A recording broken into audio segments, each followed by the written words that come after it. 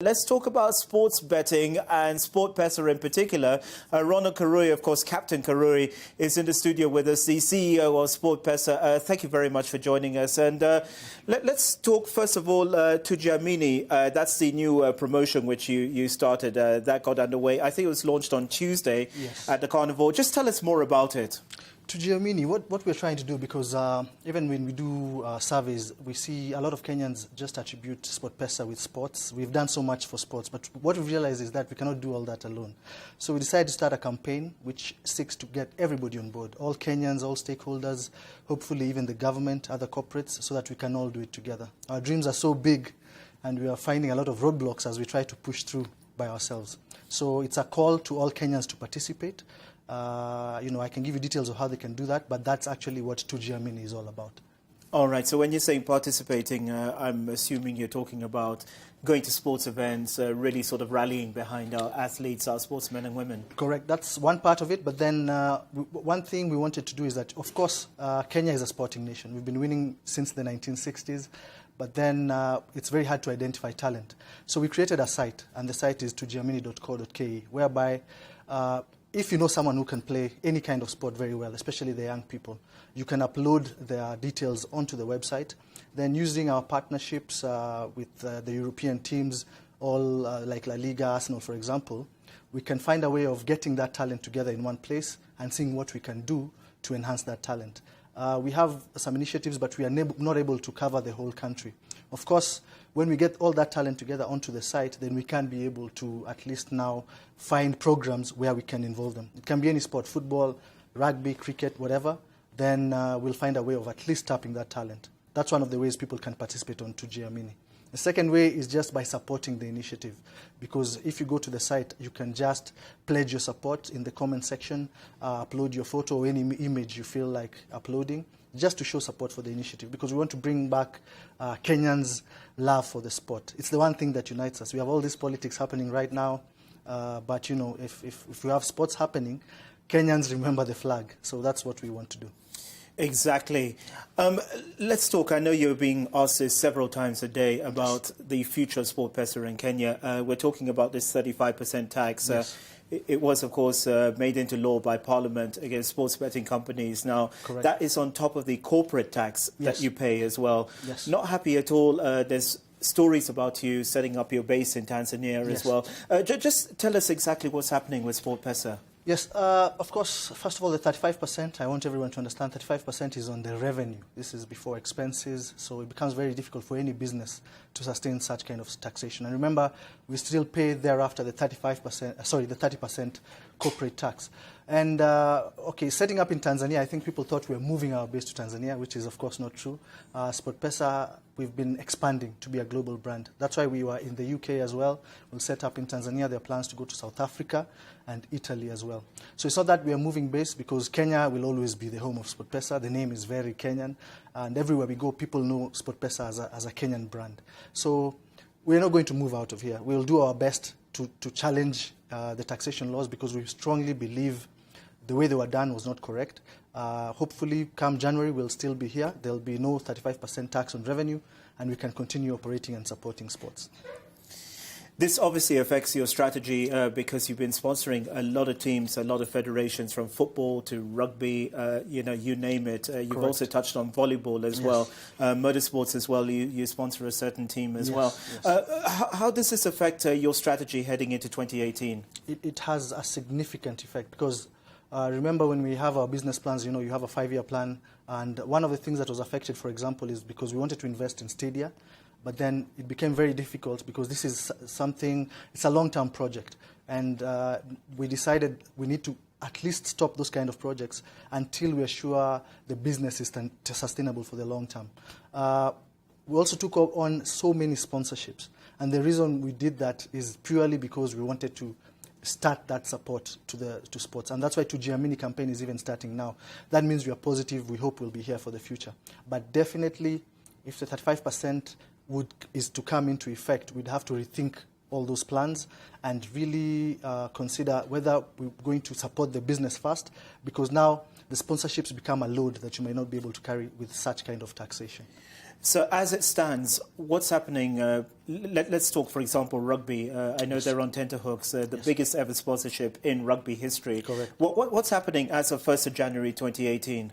1st January 2018, I think even before 1st January 2018, let's talk about December 2018, I think the board will have to meet. Sorry, 2017. 2017, yes, sorry. Yeah. December 2017, the board will have to meet and make the tough decisions of how much costs we can actually support, which sponsorships we can maintain, which sponsorships we'll have to drop, because the main priority, especially for the board and myself, will be whether to retrench staff. And of course, you cannot have sponsorships and at the same time you're retrenching your own staff.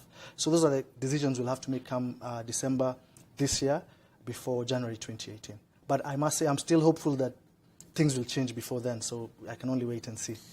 I mean, when people hear SportPesa, they're like flush with money, you know, sponsorships on the shirts, Everton and all. How bad is the situation at the moment in the country from a business point of view, and also with the 35% tax hanging over you?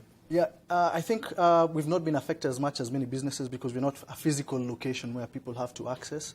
But I must say it has stagnated a bit, and I'm saying if the situation continues, for sure there will be a decline because it's an entertainment industry, of course, like any other entertainment. And if people are affected in terms of them getting the revenue they use for their entertainment, then business will be affected for sure. The 35%, I've tried to campaign and, we met the Parliamentary Committee of Finance. We presented our case because we explained to them that this tax will only affect the companies that are paying tax. Someone who doesn't pay tax, even if you put 100% tax on him, he really doesn't care. And remember, the Bet365s of this world are available to Kenyans as we speak, because using mobile money right now, you can play on those sites offshore. So what will happen, all the revenue will just go outside. You're not going to control the gaming industry at all because there'll be no regulation for something you have no sight of. So those things we presented to them. But that's why I'm saying, given the opportunity, I would love, even if it's to meet the next president and explain to him the challenges we are having, for him to have a better understanding of the industry so that we can create regulations that benefit everybody. Captain, there could come a point where enough is enough. We're hearing Uganda would welcome you with open arms, yes. Tanzania as well. Is there a point where you would say, okay, let's scale down Kenya, let's now move across to Tanzania or Uganda?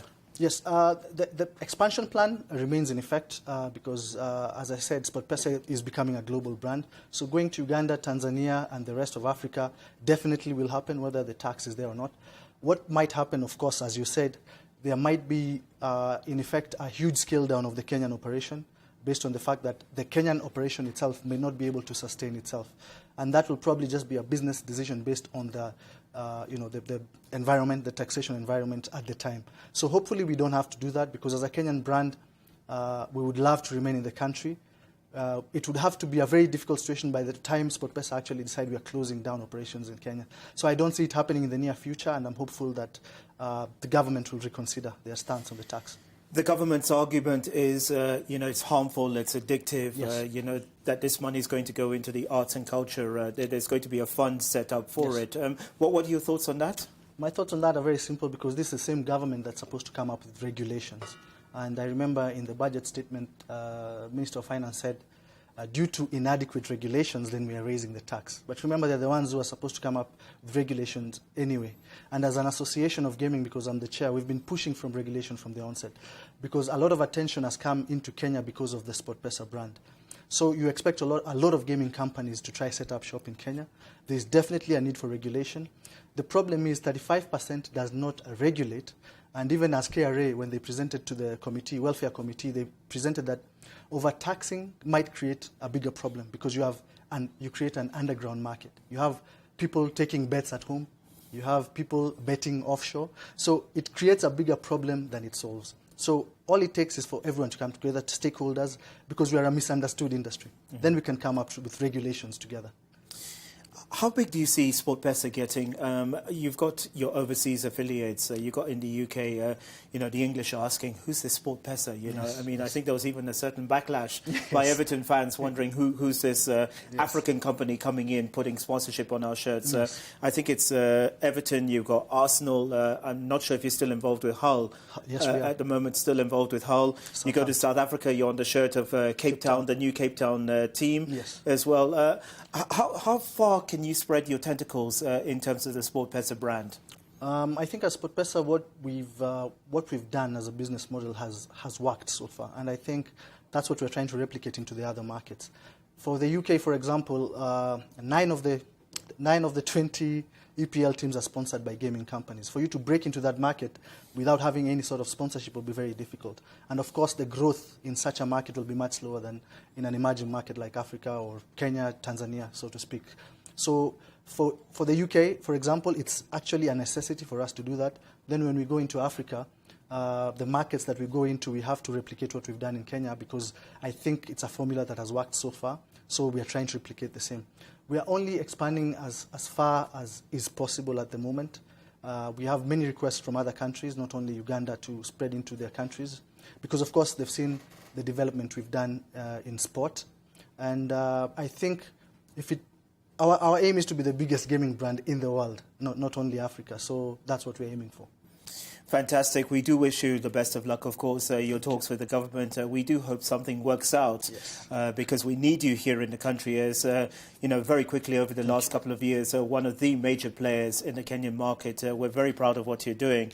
And we wish you the best of luck. The Tujiamini promotion as well. We do wish you, just very quickly, how do people get access to this? What do they do? Yes, just go to the Tujiamini website, which is tujiamini.co.ke. Or you can, most of us don't play sport. I play sport myself, but for the ones who don't play sport, you can just pledge your support onto the website because we want to show that all Kenyans support sport. But then, more importantly, if you have someone you know is a talent, however old they are, you can put them on the page. Then there'll be an opportunity for us, SportPesa and other partners and all Kenyans to help support this young talent coming up.